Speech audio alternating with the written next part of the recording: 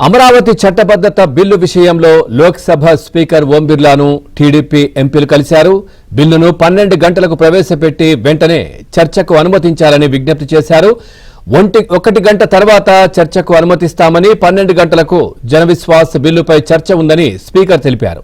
కావాలంటే కేంద్ర మంత్రి పీయూష్ గోయల్తో మాట్లాడాలని సూచించారు.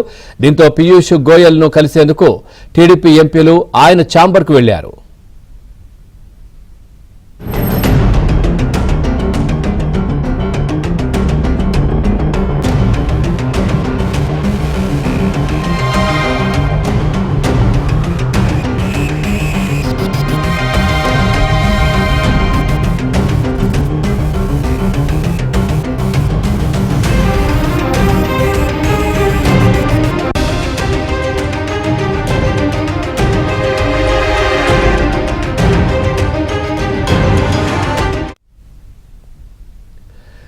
అమరావతి చట్టబద్ధత బిల్లు విషయంలో లోక్సభ స్పీకర్ ఓం బిర్లాను టీడీపీ ఎంపీలు కలిశారు.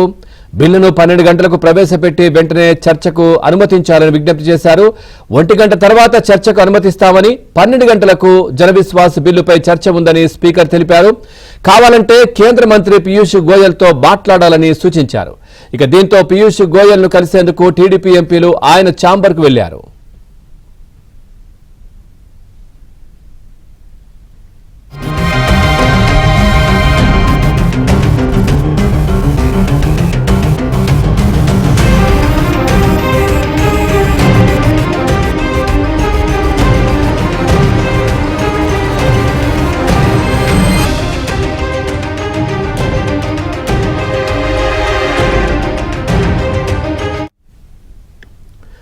చూస్తున్నాం.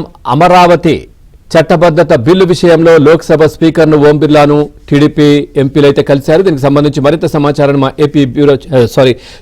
ఢిల్లీ బ్యూరో చీఫ్ కృష్ణ అందిస్తారు. కృష్ణ, పూర్తి డీటెయిల్స్ ఏంటి? అంటే 1 గంటకు అని స్పీకర్ గారు అంటున్నారు, అదేవిధంగా 12 గంటలకు అనుమతించాలి అంటూ ఇటు టీడీపీ ఎంపీలు కూడా అడుగుతున్నటువంటి విషయం, పూర్తి డీటెయిల్స్ ఏంటి?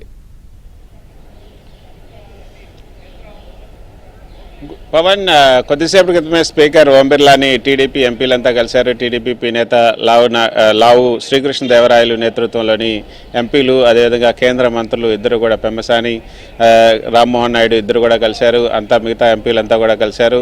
అయితే 12 గంటలకు ఈ బిల్లును ప్రవేశపెట్టిన వెంటనే బిల్లు అంతా కూడా సిద్ధమైంది. స్పీకర్ కార్యాలయానికి ఇచ్చారు. కేంద్ర హోంశాఖ సహాయ మంత్రి నిత్యానంద రాయ్ దీన్ని ప్రవేశపెడతారని కూడా పార్లమెంటరీ పార్టీ వ్యవహారాల శాఖ మంత్రి కిరణ్ రిజిజు స్పీకర్ కార్యాలయానికి చెప్పారు. అదేవిధంగా నిన్న స్పీకర్ కూడా చెప్పారు.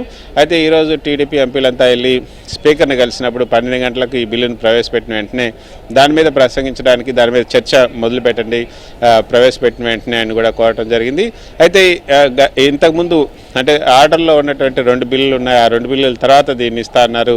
మొదటిది జనవిశ్వాస్ బిల్లు, అదేవిధంగా FCRA బిల్లు, కేంద్ర ఆర్థిక శాఖ మంత్రి నిర్మలా సీతారామన్ ప్రవేశపెట్టాల్సిన FCRA బిల్లు ఉంది.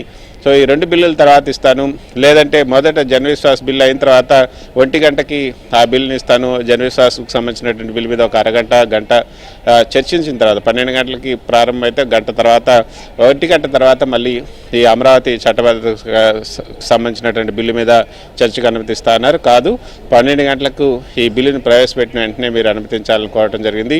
అయితే ఈ యొక్క కేంద్ర వాణిజ్య శాఖ మంత్రి పీయూష్ గోయల్కి సంబంధించినటువంటి బిల్లే కాబట్టి జనవిశ్వాస్ బిల్లు, దాన్ని మీరు ఆయన దగ్గరికి వెళ్ళి మీరు అడగండి. మీ తర్వాత ఆ బిల్లును ప్రవేశపెట్టడానికి ఆయన అనుమతిస్తే మాకే అభ్యంతరం లేదని కూడా ఆయన చెప్పారు. ప్రస్తుతం పీయూష్ గోయల్ ఛాంబర్లో ఉన్నారు. సో పీయూష్ గోయల్ని ఒప్పించే పనిలో ఉన్నారు. ఖచ్చితంగా పీయూష్ గోయల్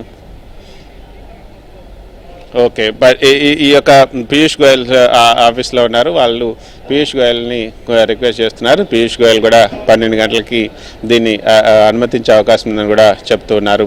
సో మొత్తానికైతే ప్రస్తుతానికి ఈ పార్లమెంటు లోక్సభ వాయిదా ప్రారంభమైన వెంటనే వాయిదా పడింది 12 గంటలకి. 12 గంటలకు వెంటనే ఈ పేపర్స్ లైట్ చేసిన తర్వాత ఈ బిల్లును కూడా ప్రవేశపెడతారు. ప్రవేశపెట్టిన వెంటనే దీని మీద చర్చకు వచ్చే అవకాశం ఉంది. పవన్, రైట్ కృష్ణ, అట్లాగే మన వైసీపీకి సంబంధించినటువంటి నేతలు అటెండ్ అయ్యే అవకాశం ఉందా? ఎట్లా ఉంది అసలు?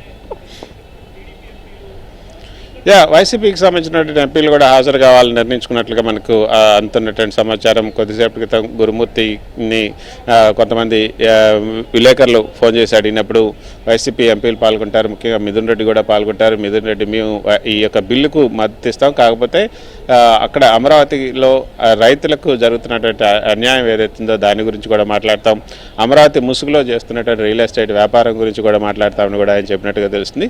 సో వైసీపీ ఎంపీలు కూడా పాల్గొనే అవకాశాలు ఉన్నట్లుగా మనకు అందుతున్నటువంటి సమాచారం. Right, thank you Krishna, thanks for the updates.